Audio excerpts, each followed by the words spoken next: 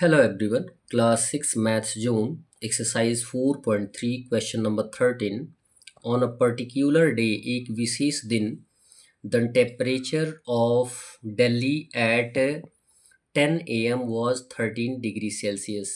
बोला ये जा रहा है कि एक विशेष दिन दिल्ली का तापमान 10 बजे सुबह में 13 डिग्री सेल्सियस था, but the midnight it went down 6 degree Celsius. लेकिन अर्धरात्रि के दौरान तक यानी अर्धरात्रि तक 6 डिग्री सेल्सियस 6 डिग्री सेल्सियस वो टेम्परेचर कम हो जाता है दिल्ली का। The temperature of Chennai at 10 AM the same day, एकदम उसी दिन की बात की जा रही है कि चेन्नई का तापमान 10 AM तक कितना डिग्री सेल्सियस था, वॉज 18 डिग्री सेल्सियस था। ठीक है, किसका तापमान? चेन्नई का। और 10 बजे दिल्ली का तापमान कितना था? 13 डिग्री सेल्सियस था। But it went down to 10 degree Celsius by midnight. लेकिन बताया ये भी जा रहा है कि मिडनाइट तक, अर्धरात्रि तक चेन्नई का तापमान लगभग 10 डिग्री सेल्सियस कम हो जाता है। अब क्वेश्चन में ये पूछा जा रहा है कि विच फॉल इज ग्रेटर, सबसे ज़्यादा गिरावट किस शहर के टेम्परेचर में आता है।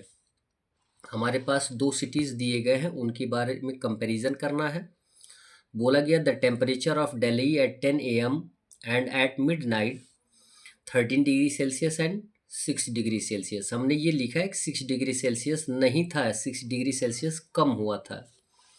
सो फाइनल टेम्परेचर इक्वल हो जाएगा 13 डिग्री सेल्सियस में से 6 डिग्री सेल्सियस माइनस कर देंगे तो आंसर आ जाएगा दिल्ली का तापमान एट मिड नाइट में 7 डिग्री सेल्सियस होगा।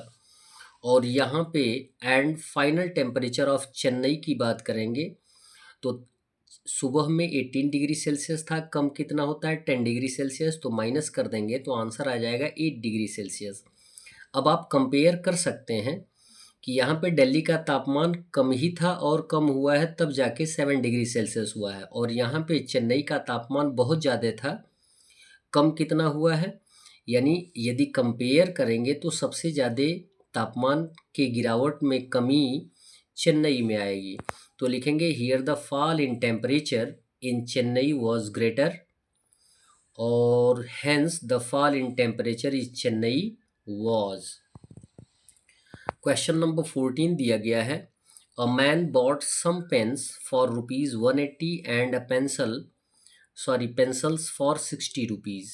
एक व्यक्ति ने किसी दिन 180 रुपीज़ में कुछ पेन्स खरीदता है और 60 रुपीज़ में पेंसिल्स खरीदता है। द नेक्स्ट डे, अगले ही दिन, ही again bought some pencils for ₹50। कुछ पेंसिल्स खरीदता है, वो भी कितने में? 50 रुपीज़ में। Then he sold all the pencils for ₹40 rupees.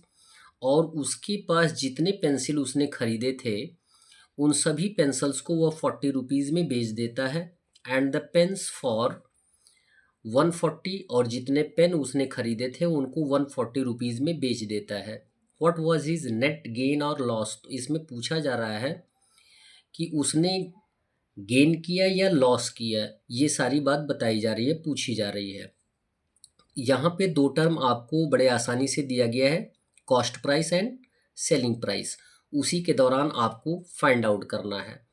दिया गया है टोटल कॉस्ट प्राइस हो जाएगा, पेन और पेंसिल्स की बात की गई है। दूसरे दिन फिर पेंसिल्स खरीदा गया 50 रुपीज़ में, तो 180 प्लस 60 प्लस 50 रुपीज़ हो जाएगा 290 रुपीज़। ये हो गई कॉस्ट प्राइस।